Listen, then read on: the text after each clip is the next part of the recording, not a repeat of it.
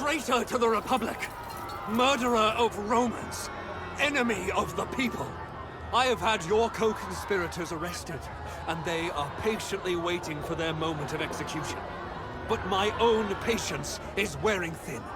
I know villains like you do not have a sense of honor or virtue. Nevertheless, I know you were at least born Roman. If you have a speck of honor left, confess and surrender. Consul, what are you doing? You can't publicly execute people without trial. Our laws forbid such despotism. As dictator, prescription is well within my rights. The people of Rome saw fit to grant me that power. Who are you to question the wisdom of the people?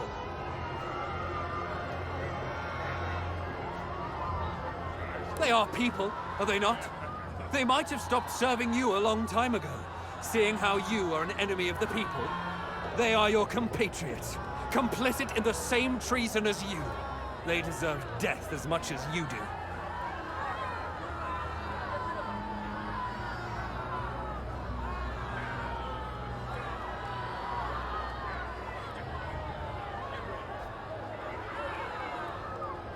It is wartime. You of all people should understand what that means. I am still dictator. Nobody needs to appoint me as Iudex. I can do whatever I want in the best interest of Rome.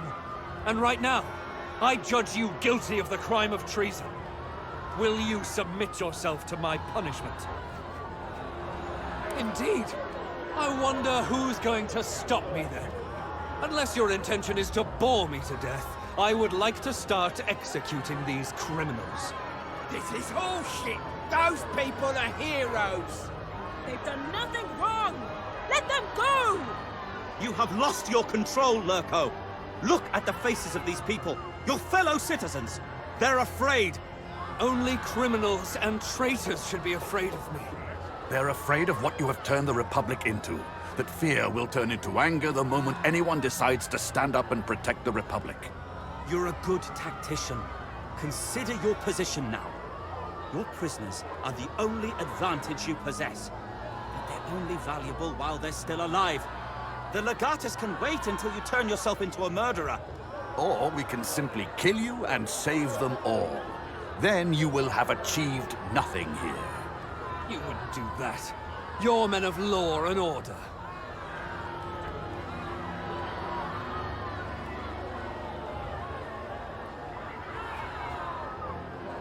Do not let us take your vengeance away. Let us die in honor. Believe me, I don't want to die. But I also don't want to see you dead. Don't let him kill us like this. Whatever comes next, we will stand by your side. We will weather the storm as one. Don't do it, my friend. If you strike him down now, you'll give him legitimate cause to kill you. We are not worth that sacrifice. You shall take care of them. And they can be proud of you. Enough! Make your decision. What are you doing?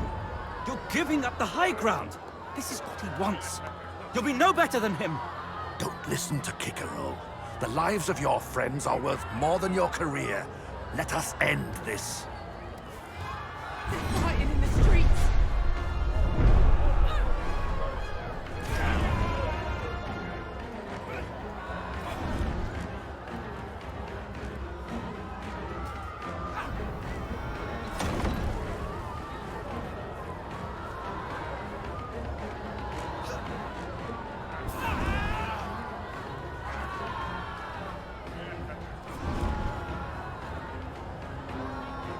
Cut us loose! Come on!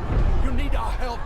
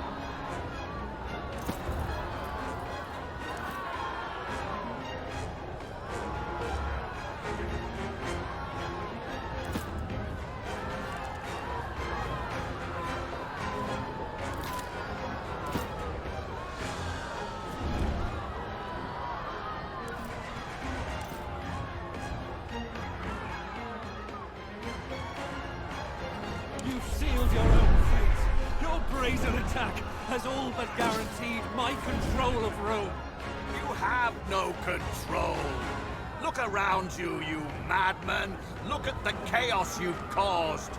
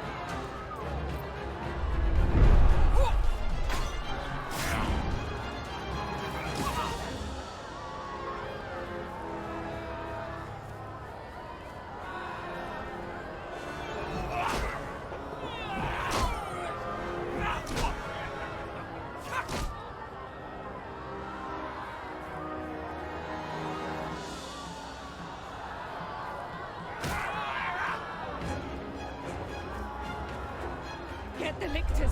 Get him! Save yourselves! I killed him!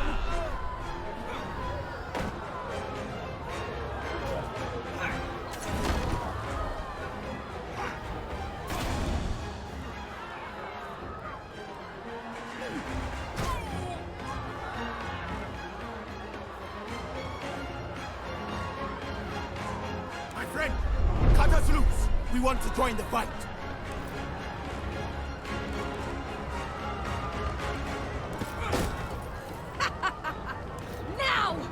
Now you are going to die! Leave some for me, sister. You made a big mistake, friends. Let's see how you handle us when we are free and armed.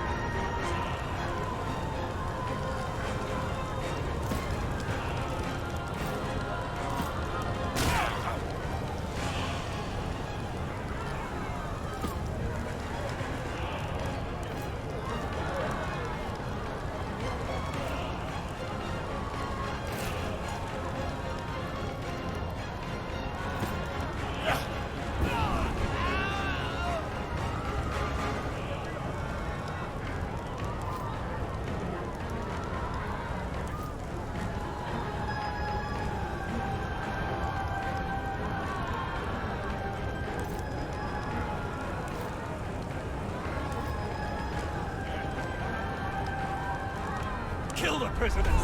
They are no longer any use to us. Lictors, lay down your arms and surrender, in the name of the Republic!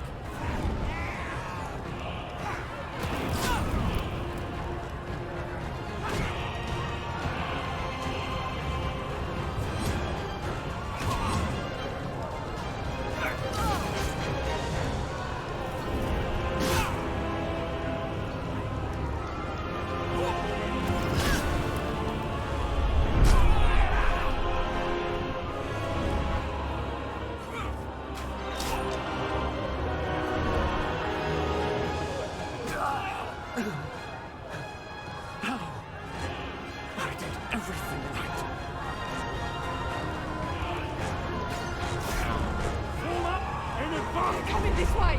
Run! Fighting in the streets!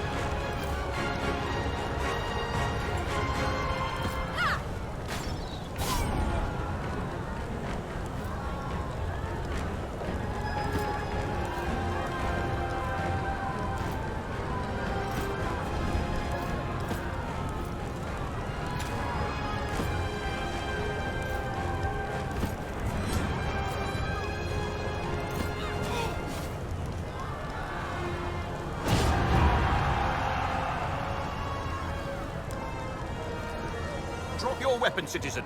Step away from the consul. It pains me to say this, but you'll have to come with us. Do as the Praetor says. There's not much I can do at this point. Why did you do this? Everything we've ever done, was it all for nothing in the end? It's a selfless act, Kaiser. The final sacrifice of the finest commander Rome has ever known. If you think that, you are maybe not as smart as you seem. Let's go.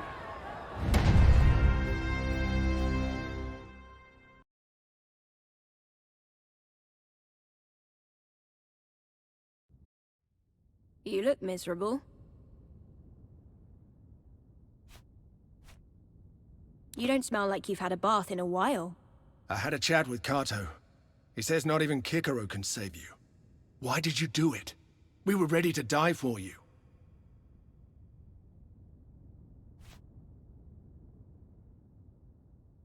Thank you. I see no reason why we have to leave you in there. You may be waiting to be exiled, but they will never let you live. You're too dangerous. So, do you want to get out of here? You can go to Egypt. Surely Cleopatra will protect you.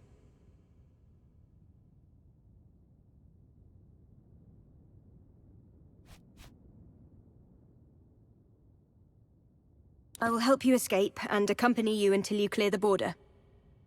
After that, you're on your own. My life just started to make sense in Rome. I can't miss this opportunity.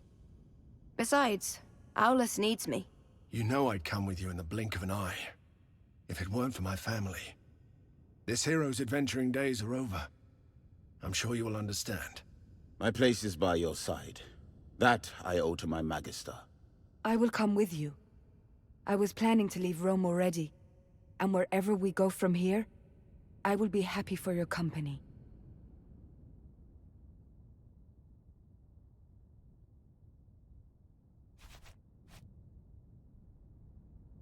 I was hoping you'd say that.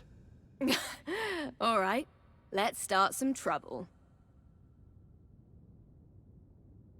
The story of the woman who saved Rome has long since passed into legend. It is easy, these centuries later, to forget that in her time she was regarded as a criminal and forced to flee Rome with her friends to escape execution. We are more familiar with her legacy, the towering example of loyalty and perseverance she came to represent in the years following her exile.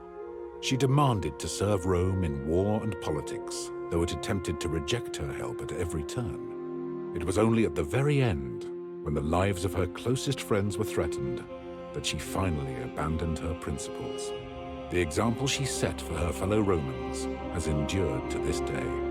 It is said that she sought refuge in Egypt, where she was granted a palatial estate overlooking the lush banks of the Nile. Though she was no longer welcome in the republic she had saved, she was still held in high esteem by many in Rome. And through her connections in the Senate and her special bond with Queen Cleopatra, she maintained a great degree of influence in Rome as well as Egypt.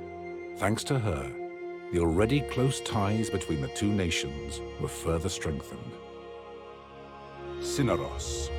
Once he had been an athlete, a wrestler, and a troublemaker.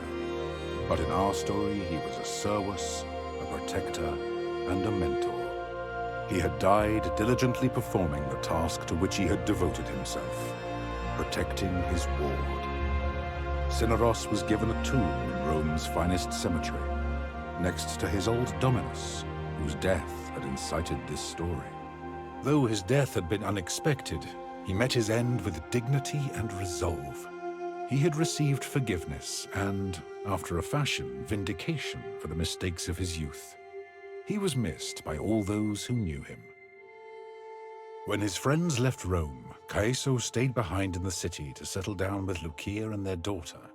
Though their relationship was distant at first, the shared love they felt for their daughter soon brought them close, and eventually they had more children together. To his surprise, Caeso took well to the quiet life and to fatherhood. And on the few occasions when he did feel that old lust for adventure bubble back to the surface, He would leave Rome for a time and visit his friends in exile, who were always glad to see him. Callida had stood by her companions through thick and thin, but now it was time for her to stand by herself. As they left Rome, she stayed behind and settled down in the city that had once rejected her. Now, for the first time ever, she felt at home there, though many still looked askance at her for what they perceived as her unwomanly pursuits. She had learned to disregard their judgment, and she had plenty of friends in the city who now respected her for who she was and what she had achieved. Bestia returned to Africa to look for his sister again. Eventually, he did find her, and together they returned to Mauritania, where they settled down in an idyllic village and started new families of their own. In this new, quiet life, Bestia learned the true value of happiness. Deianira followed her friend into exile.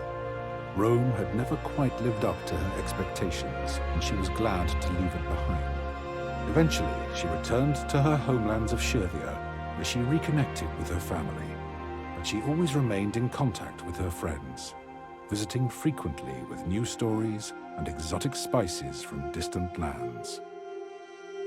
Claudiana lived for many more years. She had many friends in Rome, and her life was peaceful and comfortable until her final days. On her deathbed, she revealed that she had once been very close indeed with Lucullus, and that indeed the true family name of her children was Liciniia. Cato remained an important figure in Roman politics. Though he could not live with his wife, they stayed in touch through letters and his occasional visits. If their marriage was ever based in love, it soon became more of a formality, as his work in Rome and her distance to the city kept them apart. Cicero served one more year as consul before his retirement. In his old days, he lived a quiet life on a farm in Sicily, where he was greatly beloved by the people for his time as quaestor. He continued to write many books on politics and law. Defeated once more by Rome, Mithridates escaped to the lands north of the Black Sea in the hope that he could raise a new army. But the locals soon rebelled against his rule. Incapable of taking his own life by poison, in the end, Mithridates died by the sword of his bodyguard.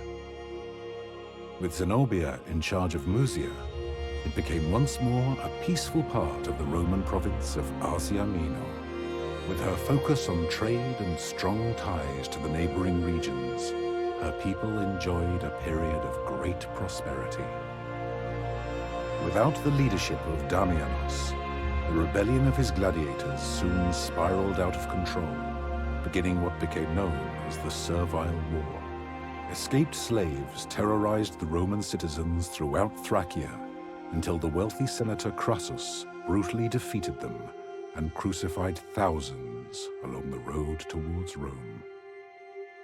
Lunia's death sent Nazarmanes spiraling into a fractious conflict as greedy elders from minor tribes attempted to fill the void her passing had left behind. Though Queen Cleopatra attempted to bring the region under control, her attentions were too divided, the conflict too great for her to manage. Rome was forced to send more legions to enforce peace and stability with an iron fist. Though Africa Proconsularis eventually saw peace again, the traditions and culture of the Berber population were lost forever. Queen Cleopatra Philopator was, from the day of her coronation, a greatly beloved queen of Egypt. Revered and admired by the population, she spent many of her days traveling up and down the Nile to visit her subjects and address their troubles and concerns. Under her rule, Egypt remained a powerful and prosperous nation and a strong ally of Rome. The fruits of the Nile flowed freely to the people of the Republic. After traveling all across Africa for many years, going wherever her instincts took her, Rhea eventually returned to Memphis and to the service of Tener at the Temple of Ubasti. When her mentor passed away, Rhea naturally assumed the mantle as High Priestess of the Cat Goddess. Though the old faith was dwindling, she was greatly beloved by many, and her temple prospered, always home to many, many, many cats. With Diwytirchus once more assuming rulership of the Aedui, the tribe maintained a strong alliance with Rome, and through it, they greatly prospered. With the aid of the Aedui, Gallia slowly unified under Roman rule, and civilization soon began to creep into those lands in the form of paved roads, aqueducts, and fortified Roman towns. In his old age, did the Druid ever regret hastening the absorption and suppression of his own faith and culture? We will never know. The once proud and strong Arwerni were greatly reduced by the defeat of Vercingetorix, but his survival gave them hope. His will to make war upon Rome had been crushed, but he remained a strong figure of leadership among his people, even despite his failures. With his guidance, the tribes of Gallia remained unified and somewhat at peace, and vestiges of their culture and traditions survived their gradual subjugation under Rome. In this work, I have done my best to recount the history of this fascinating period, truthfully and accurately. As I have scoured the sources and spoken to many who claimed to have heard the story from someone who was there at the time, one thing that has stood out to me is the pivotal moments along the way where our story could have turned out very differently. Might our unusual subject have remained in Rome with her friends to influence its politics in the years to come? Perhaps if they had chosen to lead the Legion across the Rubicon and lay siege to Rome itself. I believe if such a thing had been done, Rome might no longer be a republic, but rather an empire. One should always take care when second-guessing historical figures with the benefit of hindsight. Here in the present, there will never truly be a way for you to know how you might have acted if you had lived in the past. Nor can you ever be certain how history will remember you.